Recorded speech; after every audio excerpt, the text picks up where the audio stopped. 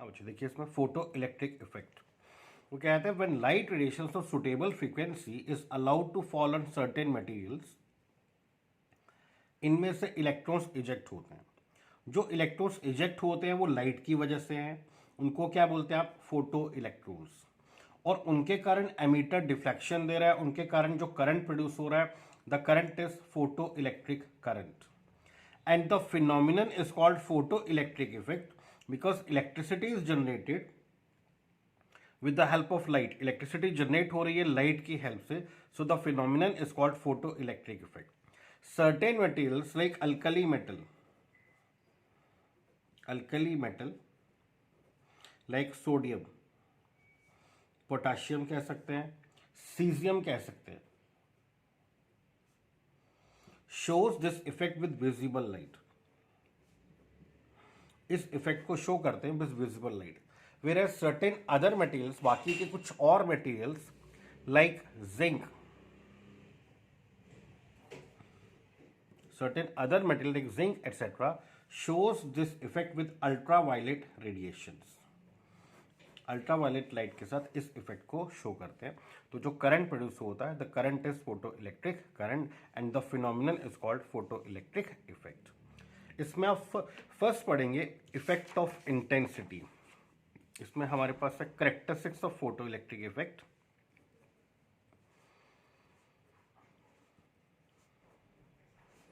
characteristics of photoelectric effect. First is effect of intensity.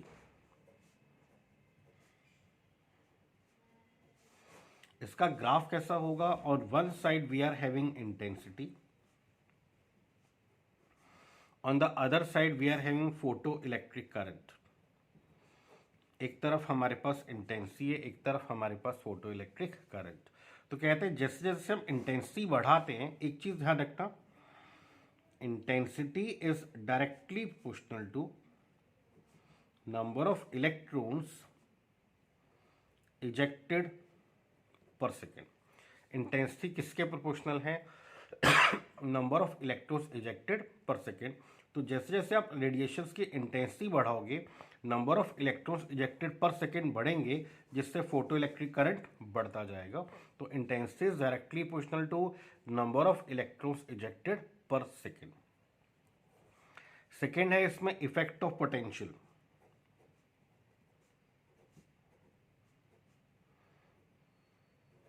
Effect of potential, तो जब आप effect of potential पढ़ने जा रहे हैं, on one side we are having potential, on other side we are having photoelectric current. Even if applied potential difference is zero, मान लीजिए आपने कोई इंटेंसिटी की रेडिएशन फॉल की, this is evacuated quartz tube,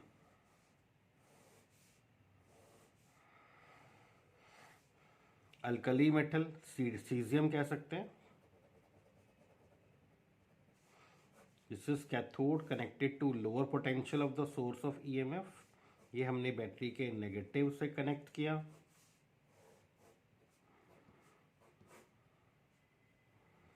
anode plate connected to the positive potential of the source through rheostat. Voltmeter provides the input potential difference. Milliammeter which records the current. Evacuated quartz tube. Incident radiations.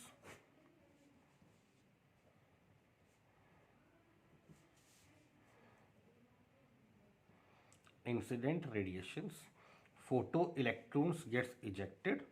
These emitted electrons move towards anode, which is kept at higher potential with respect to cathode. So, effect of potential. मान लीजिए आपने I1 intensity की radiation fall की और आपको बताया था intensity is directly proportional to number of photo electrons ejected per second. तो आपने I1 इंटेंसिटी की रेडिएशन फॉल की, मान लीजिए 10 इलेक्ट्रॉन्स पर सेकेंड इजेक्ट हो रहे हैं। जो भी फोटोन आपने फॉल किया होगा उसकी एनर्जी दो पार्ट में स्पेंड होती है। A portion of the energy is spent for the ejection of photoelectron which is the work function of metal surface. बाकी की फोटोन की एनर्जी इलेक्ट्रॉन को मिल जाती है एज इट्स काइनेटिक एनर्जी। तो total energy of incident photon दो part में spend होती है। एक पार्ट तो स्पेंड होता है, अब एक फोटोन की बात कर रहे हैं और एक इलेक्ट्रॉन की बात कर रहे हैं। तो अगर आपने एक फोटोन फॉल किया, मान लीजिए एक इलेक्ट्रॉन इजेक्ट हुआ, तो उस एक इलेक्ट्रॉन को इजेक्ट करने के लिए एनर्जी कितनी लगी, h new not which is the work function. बाकी की एनर्जी उस इलेक्ट्रॉन को मिल गई एज इट्स काइनेटिक एनर्जी। तो चेक करना, आपने I1 इंटेंसिटी की रेडिएशन फॉल की, अप्लाइड पोटेंशियल डिफरेंस अभी कितना दिया आपने, 0 वोल्ट, कोई पोटेंशियल डिफरेंस नहीं दिया, बट इलेक्ट्रॉन के पास खुद की काइनेटिक एनर्जी थी जो कहाँ से मिली थी, इंसिडेंट फोटोन की वजह से। तो अपनी खुद की काइनेटिक एनर्जी से कुछ इलेक्ट्रॉन्स आउटर सर्किट में आने लगेंगे। Some photo electric current would be there even if applied potential difference is 0 volt. Applied voltage अभी 0 है, कुछ इलेक्ट्रॉन्स अपनी खुद की काइनेटिक एनर्जी से आउटर सर्किट में आएंगे। Some photo electric current would be there. मान लीजिए 10 इलेक्ट्रॉन पर सेकेंड इजेक्ट हो रहे हैं, उनमें से 2 पर सेकेंड आउटर सर्किट में आ रहे हैं। आपने ये फिक्स कर दिया, I1 फिक्स कर दिया, आपने पोटेंशियल डिफरेंस बढ़ाया, इलेक्ट्रॉन रिपेल होगा, इधर से अट्रैक्ट होगा 3 इलेक्ट्रॉन्स आउटर सर्किट में आएंगे, फोटो इलेक्ट्रिक करंट बढ़ेगा। पोटेंशियल डिफरेंस और बढ़ाओगे, 4 इलेक्ट्रॉन्स आउटर सर्किट में आएंगे, फोटो इलेक्ट्रिक करंट और बढ़ेगा। पोटेंशियल डिफरेंस और बढ़ाओगे, 10 इलेक्ट्रॉन्स आउटर सर्किट में आएंगे, फोटो इलेक्ट्रिक करंट और बढ़ेगा। और पोटेंशियल डिफरेंस बढ़ाओगे, 10 मैक्सिमम कलेक्ट हो सकते हैं क्योंकि मैक्सिमम इजेक्ट ही 10 हो रहे हैं I1 इंटेंसिटी पर। अगर इजेक्ट ही 10 हो रहे हैं तो मैक्सिमम कलेक्शन भी 10 की होगी। तो आप पोटेंशियल बढ़ाते जाएंगे, पर्टिकुलर पोटेंशियल के बाद 10 इलेक्ट्रॉन्स ही कलेक्ट होंगे। तो photo electric current reaches at its saturated value, photo electric current अपनी सैचुरेटेड वैल्यू पर पहुंच जाएगा। Now if we move towards the negative side of potential, that means आपने पोटेंशियल डिफरेंस रिवर्स कर दिया, ये पॉजिटिव और ये नेगेटिव। अब हुआ क्या, पॉजिटिव इलेक्ट्रॉन्स को वापस खींचेगा, नेगेटिव इसको रिपेल करेगा, जिससे rate of flow of electrons कम हो जाएगा। Rate of flow of electrons कम होने की वजह से फोटो इलेक्ट्रिक करंट कम हो जाएगा। नेगेटिव पोटेंशियल डिफरेंस और बढ़ाओगे, इलेक्ट्रॉन की वेलोसिटी और कम होगी, फोटो इलेक्ट्रिक करंट और कम हो जाएगा। रिवर्स वोल्टेज आप इतनी दोगे कि आप रिवर्स वर्क डन करोगे, इलेक्ट्रॉन इजेक्ट तो हुआ बट इलेक्ट्रॉन आगे मूव नहीं कर पाया, उसकी काइनेटिक एनर्जी बैलेंस हो गई। This reverse voltage is called stopping potential. इस रिवर्स वोल्टेज को आप क्या बोलेंगे, स्टॉपिंग पोटेंशियल। दैट मीन्स आपने इलेक्ट्रॉन पे वर्क डन किया, कितना वर्क डन किया, work done is potential difference multiplied with the charge on the electron. आपने उस पर वर्क डन किया, कितना वर्क डन किया, potential difference multiplied with charge.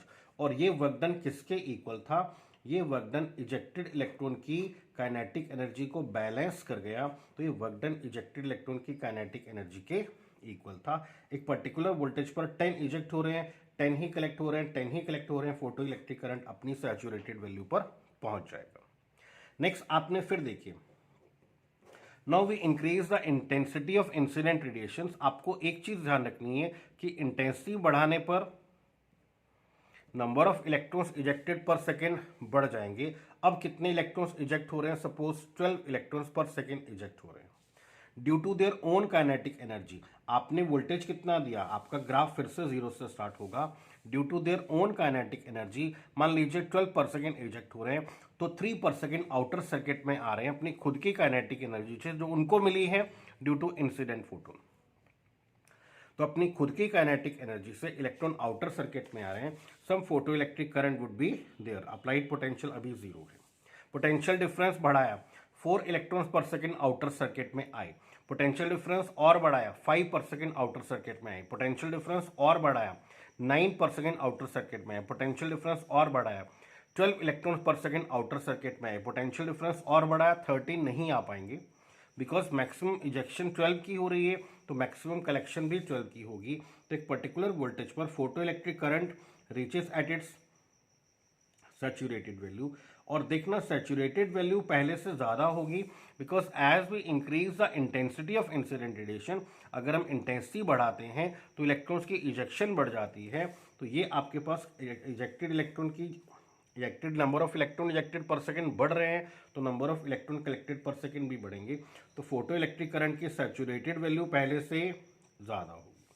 ना if we move towards the negative side of potential, अगर negative side पर चलेंगे तो इधर पॉजिटिव बनाओगे, इधर नेगेटिव, नेगेटिव इसको रिपेल करेगा, पॉजिटिव अट्रैक्ट करेगा, इलेक्ट्रॉन का रेट ऑफ फ्लो कम हो जाएगा, फोटो इलेक्ट्रिक करंट कम हो जाएगा।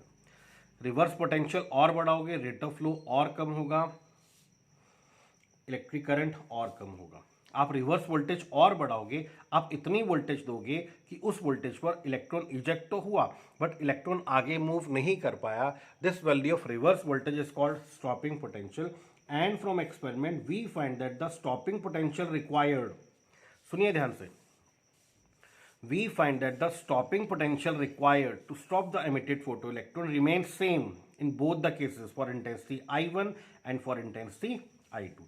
Stopping potential same है, that means आपको वर्क डन सेम करना पड़ रहा है इलेक्ट्रॉन को रोकने के लिए, that means इजेक्टेड इलेक्ट्रॉन की काइनेटिक एनर्जी सेम है। तो इस पॉइंट में ये बताना चाहता है that the kinetic energy of emitted photoelectron is independent of kinetic energy of emitted photoelectron is independent of intensity of incident radiation। emitted electron की जो काइनेटिक एनर्जी है वो इंटेंसिटी पे डिपेंड नहीं करती। Kinetic energy of emitted photoelectron is independent of intensity of incident radiation, independent of intensity of incident radiation। तो kinetic energy जो है वो इंटेंसिटी पे डिपेंड नहीं करती।